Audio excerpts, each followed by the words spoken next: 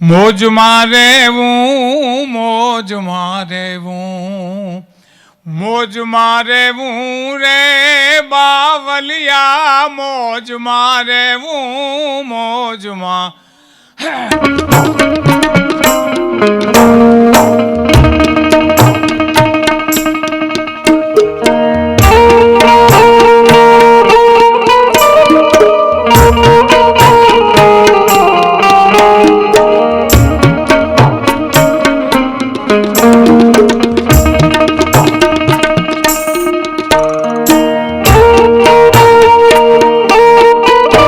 પોતાનું સ્થાન ગ્રહણ કરી શકો છો. ભીખુદાનભાઈને આપણે સહેજ સાંભળીએ અને પછી કથાના ક્રમનો નિર્વાહ કરું.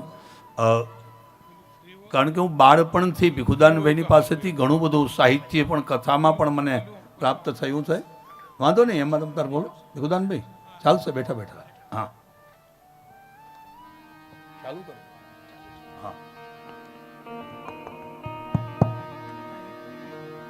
એ ન કરો, સંગીતની ના પડે, જરૂર નહીં તો મારી. હા,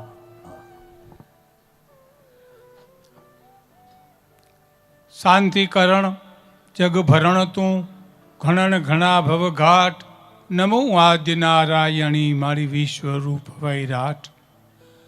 પરમ પૂજ્ય વ્યાસપીઠને પ્રણામ કરું, વક્તાશ્રીને પ્રણામ કરું.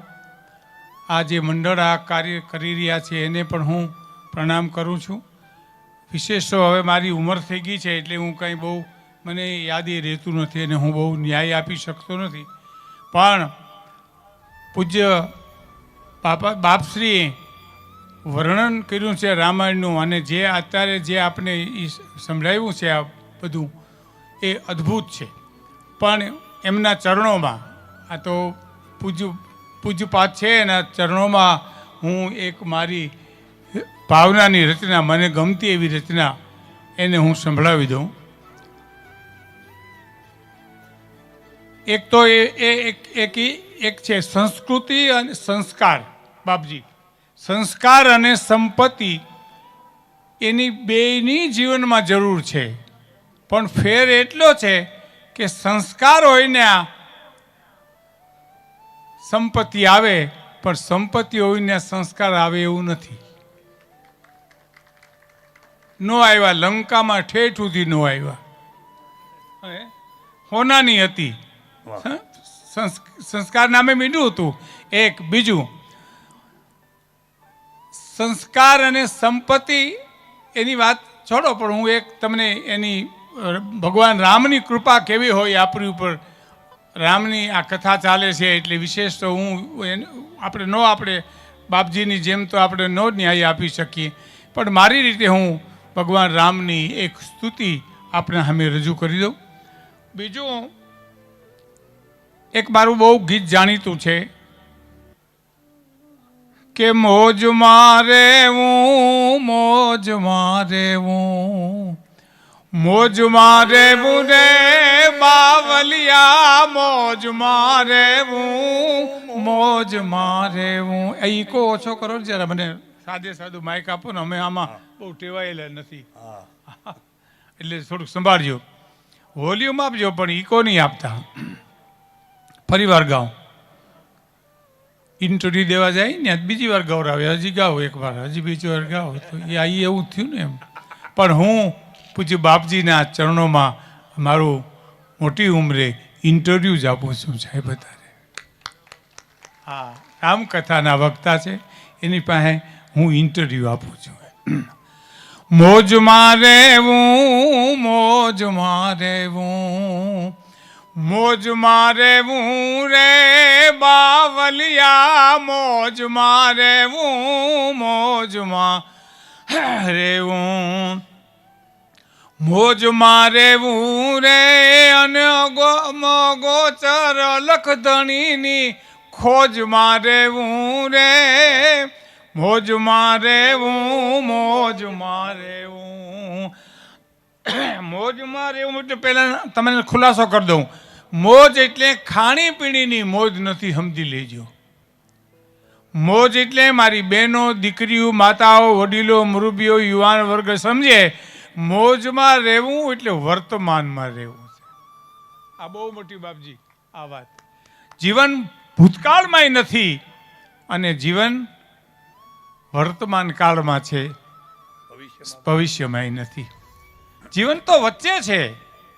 ભૂતકાળમાં તો ઘટના ઘટી ગઈ, ભવિષ્યની મને તમને ખબર નથી. તો મોજ વર્તમાનમાં છે. તો મોજમાં રહેવું એટલે પરમાત્માના નશામાં રહેવું, એના નામ નશામાં રહેવું, એમ નામ સ્મરણમાં રહેવું, આ ભૌતિક સુખથી દૂર રહેવું, એવા એના અર્થ થાય. બોલવા બેસીએ તો ઘણું બોલી શકાય, પણ એ અમારા દાન અલગારીની આ કવિતા છે. હા, પછી મારે જે સંભળાવવી છે એ રામાયણને અનુરૂપ દુરા કાગની એક રચના સંભળાવી દઉં, અને બીજી એક ચોખ્ખો 1-2 મિનિટમાં એ કરી દઉં કે આમ ચોર નીકળ્યા ને, ચોરી કરવા, તો ગોળબદાડિયા રમતા હતા મેદાનમાં. વાહડે ચડી જાય ને દોરી ઉપર હાલ્યો જાય ને બધું જોવે. ચોર જોઈ ગયા કા તો આપણને કામ લાગે એવો છે. આ દોરી ઉપર વયો જાય ને વાહડે વયો જાય ને, આ તો ગજબ કહેવાય. હાલો એની પાસે ત્યાં જઈને એનો મેઇન માણસ હતો એને નોખો બોલાવીને કીધું કે તને શું આપે પૈસા? તો કે એટલા તો અમે એને અનેક 3-4 ગણા આપશું, હાલ અમારા ભેરો. કે હાલો મને તમે લઈ જાઓ. એ રાતે લઈ ગયા ને અંધારી રાતે શેઠની હવેલી અહીંયા ગયા, અને ઓલા ચોર લોકોએ ઓલાને કીધું કે હવે આ પાઇપે ચડી જા. તો કે ઢોલકી વગાડું તો ચડું. એમ ઢોલકીની અમને ટેવ હોય પાછી આમાં. બાપજી તો સમજી ગયા. એટલે હું એક મસ્ત કવિતા આપને સામે રજૂ કરી દઉં સાહેબ. હ, મોજમાં રહેવું, મોજમાં વર્તમાનમાં રહેવું. મોજમાં રહેવું એટલે વર્તમાનમાં રહેવું. અગમ અગોચર અલખ ધણીની ખોજમાં રહેવું રે. મોજમાં રહેવું, મોજમાં રહેવું, મોજમાં રહેવું રે. અને કાળ કરે કાળ કામનું એમાં કાંઈ નો હાલે રે. કાળ કરે કાળ કામનું એમાં કાંઈ નો હાલે રે. મર જીવા રે મરવું એને મર જીવાને રે. અગમ ગોચર લખદાણીની ખોજમાં રહેવું રે. બાવલિયા મોજમાં રહેવું, મોજમાં રહેવું, મોજમાં રહેવું રે. અગમ ગોચર લખધણીની ખોજમાં રહેવું રે. મોજમાં રહેવું, મોજમાં રહેવું. અને મને આમ તો ભૂલાય તો જાય છે, કઈ વાંધો નહીં. હવે આમ એટલું થોડું માફ કરી લેજો. પછી કંઈક બાપજીની કથાની ખબર પડશે ને હું હવે અમદાવાદમાં રહું છું તો વળી તેદી આવીને પાકા કરીને આવે સમજાય. એટલે આવું આમ નોંધારી વીજળી પડે એમ ન પડે એમ. અહીંથી પાછા થોડમાં. હાજી આવો. હાજી.